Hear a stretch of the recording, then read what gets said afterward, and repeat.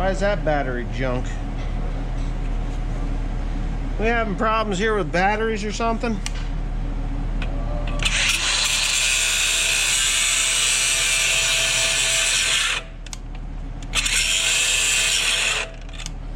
Yeah, I'd say so.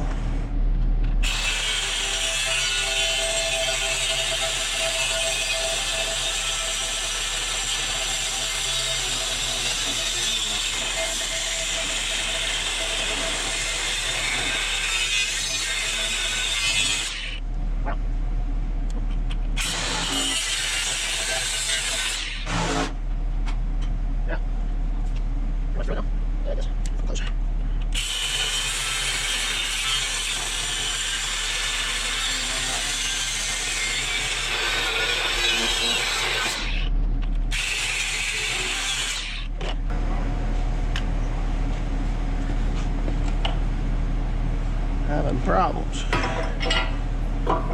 Looks like somebody was smacking it with a hammer, eh?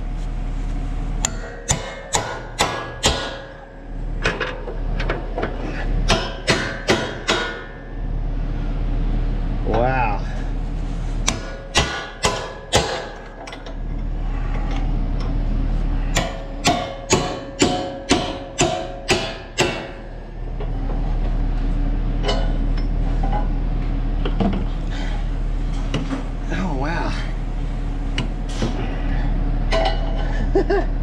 Holy shit, this thing don't want to come off.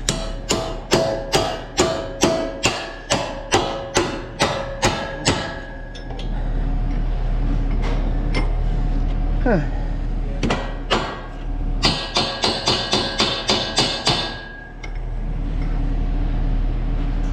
Wow. They're really jammed in there.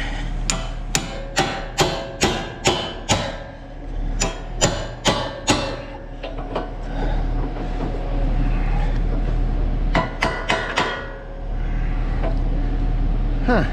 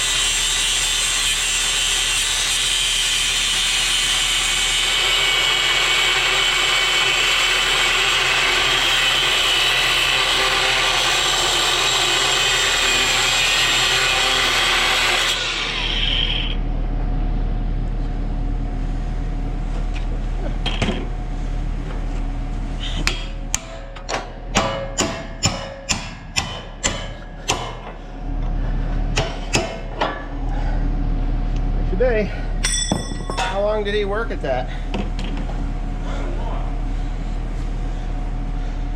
So have we learned anything today? Yeah. What have we learned? Make sure they're on right. Make sure they're on right. Yeah.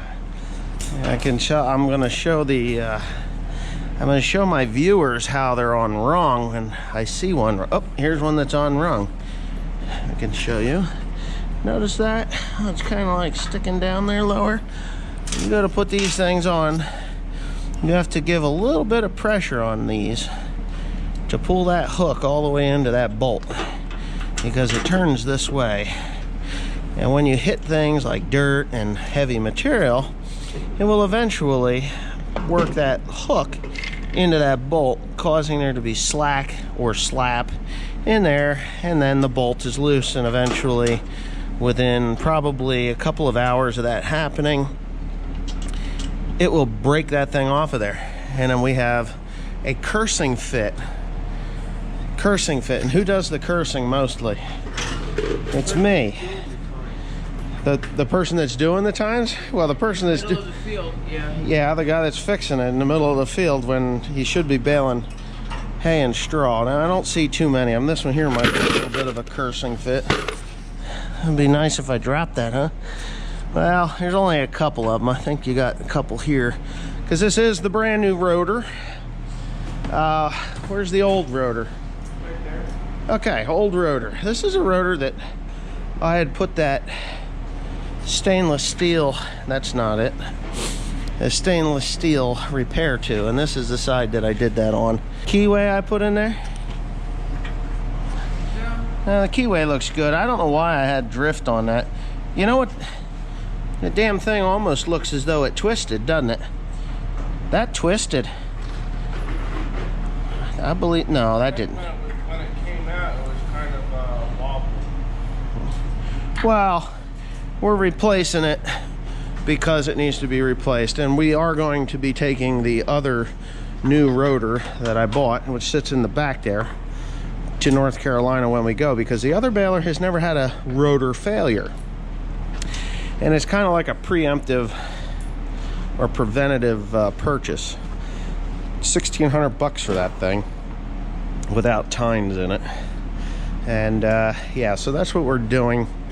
That one there, I'm seriously considering pulling it out,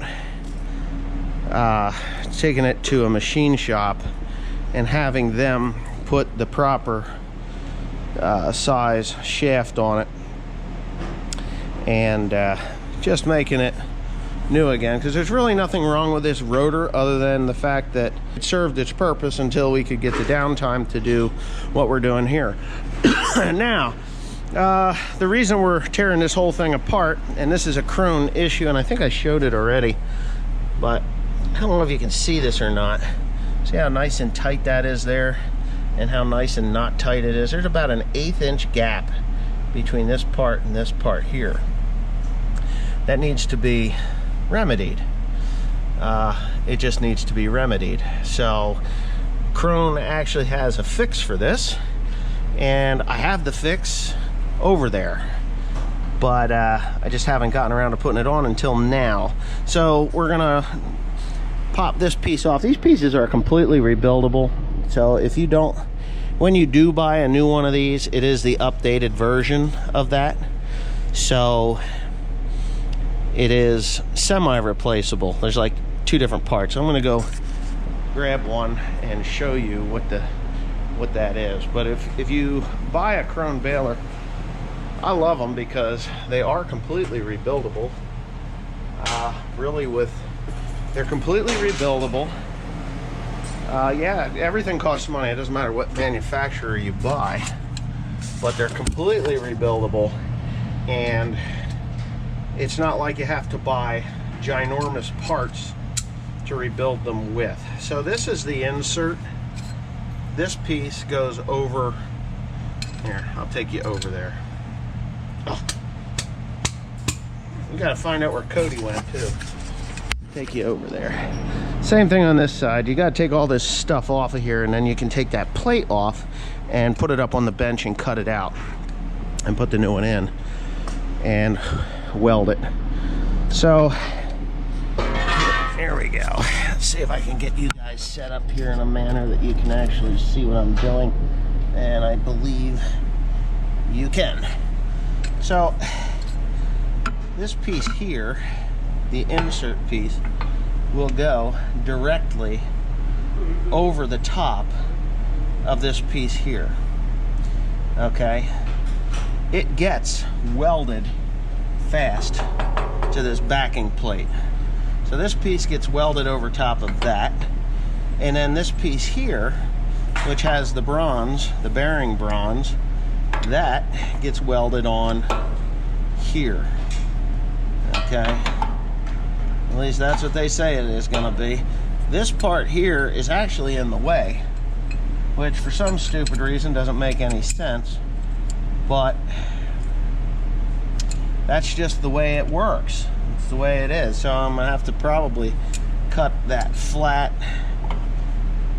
and make it fit. Actually, I don't think we're gonna need to do that. Isn't that something? We're gonna make it work one way or the other. If I have to, I know the new baler has the same bullshit. Now, I could buy this piece here, but that's not what wears. It's the inner part here. And what that causes is the auger to collide with these bands causing major ass ache. We don't like major ass aches, especially when we're trying to work. So these pieces here, this is what came from Krone.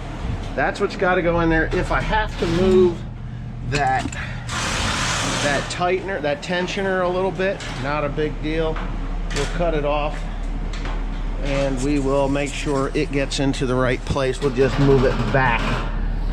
We'll just move it back about, I don't know, a ½ an inch, and that should take up the problem then. But when these guys are all done with what they're doing, I'm going to have them retighten. They're going to loosen that a ½ or a quarter turn, and then retighten it to seat that into those springs correctly. Because biggest problem I've got when they put new tines on is if they're not in the proper position, and then we have major issues. And I hate, there's where it's got to go. When you put these on, you want to put these clips to the inside for a very specific reason. Oh, that went on there way too easy. Gotta love that Freol stuff.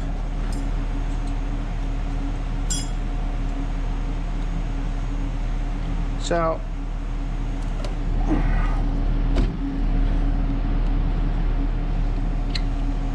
okay, that's it. All right, so I haven't been working all day here, but I have been working here today. Not all day, just today. This is coming off next. Maybe I can get a different angle on that. I don't know, maybe. That's it. Yeah, sure.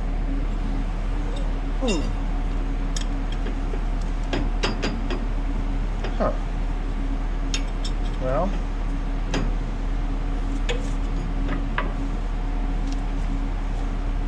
sometimes you got to do things that aren't exactly nice to your tools, and that's one of them. Damn it. Can always tighten it up. Now, that's the one that drives this whole monkey business. All right. This is not the first time I've changed this, and it's not going to be the last time. The first time I changed this bad boy, it's been a few years ago. Probably the first year that I owned it, the second year that I owned it. What happens to these, and let me get my camera here so you guys can see and understand in the daylight. There's a lot of pressure on these. This is the one that drives this whole header. So, let's see. This is the drive one, okay?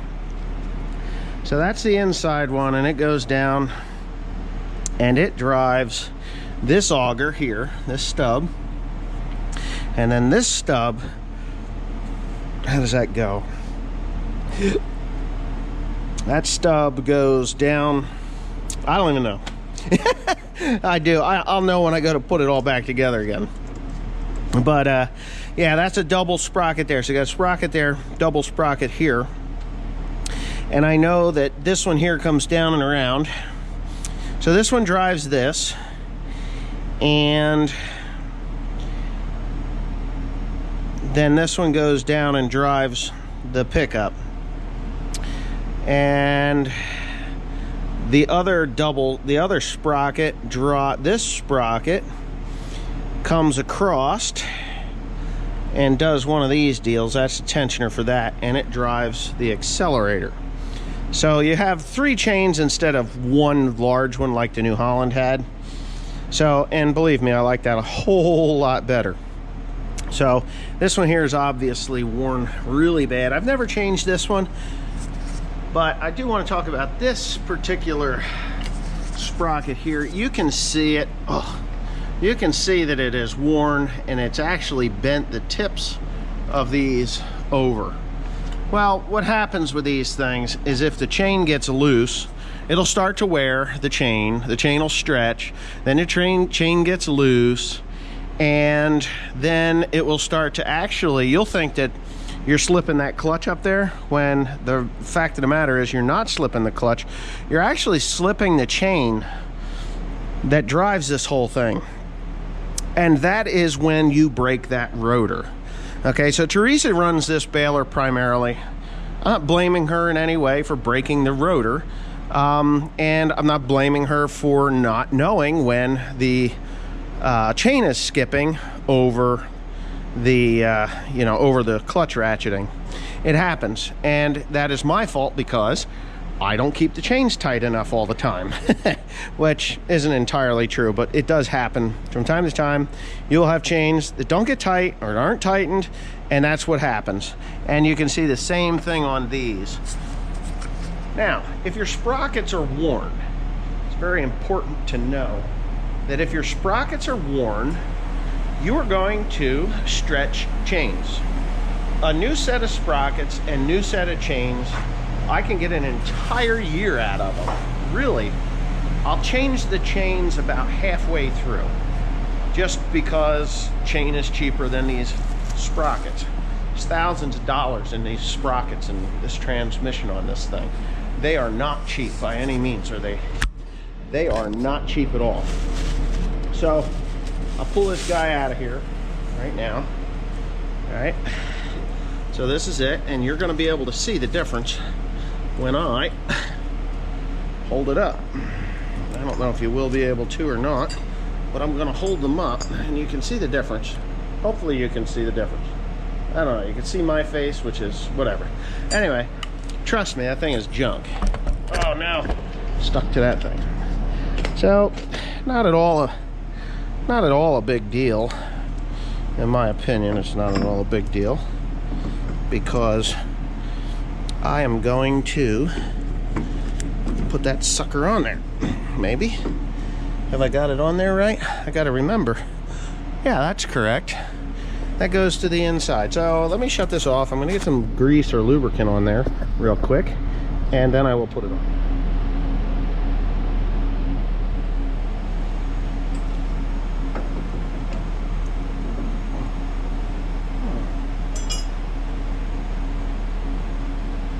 Hold that thought.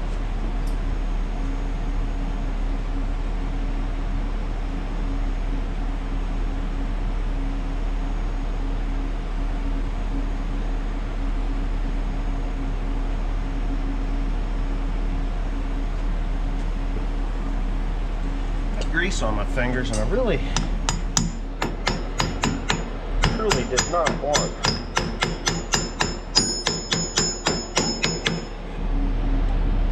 what I just did.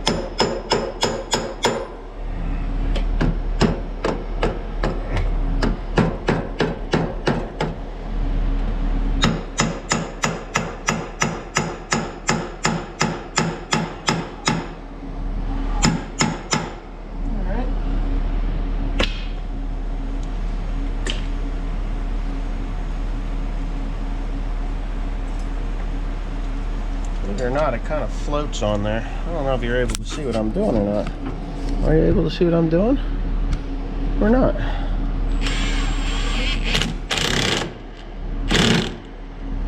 Yeah. So I put enough grease in there that it actually squirted out. Now, I can't do anything here because that is coming off. This spring has to come off, this has to come off, this has to be disconnected, and I have to unbolt the wheel and this piece here because I have to torch or cut that out with this part here has to be cut out. But before I do that, I'm trying to find 16mm socket, and I'm gonna pop that sucker there off, and I'm gonna have that sprocket replaced before we get too far in. Okay, for the fun part, you get to see how bad this thing is worn. I'll just kind of put it up to one another. And if you look at the teeth, and I'm pretty sure you can see them, they are actually, the holes are lined up. Yes, the holes are lined up. You can see through them. And then you can see the teeth that are actually curled over on the back side. You see how they're curled over? That's how bad those are worn. Now, that runs what I call the accelerator, or this the auger on the top, which accelerates the material into, yeah. Okay, so that's all new. Yeah, we got some broken and bent pieces, and probably just going to run this. It's bent. When we got into the mud in North Carolina, this got up against this, making a slight mess out of it. But I think we got it pretty well cured. And yeah, so I guess the next thing for me to do is to actually go ahead and get off of here, this here, and that piece there. And then from there, it should be pretty easy to finish getting that off, because this is where the work needs to be done, right here. This guy has got to come off, and I'm hoping, see, now they put this one on this piece here. Now why is the other one, I'm gonna have to go look on the other side. For some reason it's slightly different. God, it's cold in here. Yeah, it's slightly different where they've got that one mounted, and I'm gonna have to do something. Probably there's enough room if I kind of cut it, make that flat, and cut that in. I don't know. It's just slightly different on the other side, but we'll get it. We'll get it.